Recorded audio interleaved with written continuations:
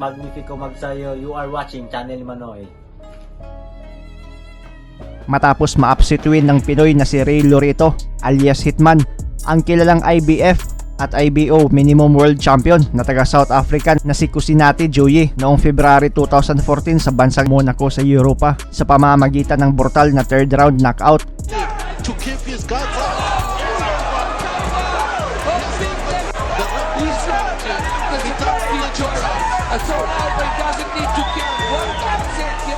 Ay tila di tanggap ng South African ang pagkatalo. Nagkaroon ng rematch sa sumunod na taon at sa baluarte pa mismo ng South African ginawa ang laban. Tila may masamang balak itong kalaban sa rematch dahil pinadayo ang ating pambato sa kanilang lungga. Pero itong si Ray Lorito alias Hitman ay walang takot na dumayo para dipinsahan ang titulo at para tuldukan ang pagdududa nitong kalaban.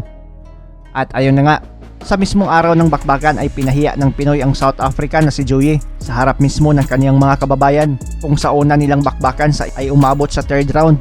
Sa rematch nila ay first round lang tapos na ang laban.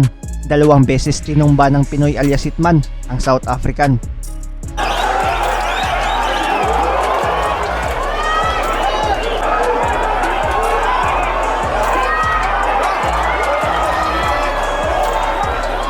Makikita sa mukha ng mga tagahanga ng dating world champion ang pagkashock at ang iba ay tumayo na agad para umuwi sa sobrang pagkadismaya. Sabay nating balikan ang laban ng Pinoy alias Hitman kontra dating world champion na si Joyi. Muli nating tingnan kung paano tinuldukan ng Pinoy ang pagdududa nitong taga South Africa.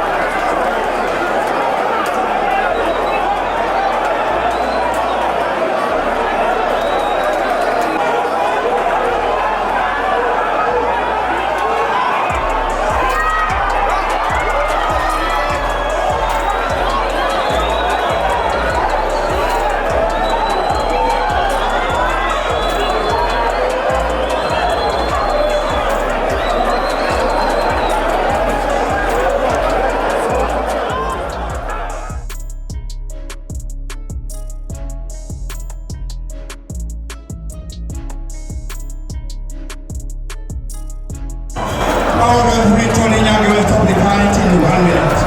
46 seconds in the first round.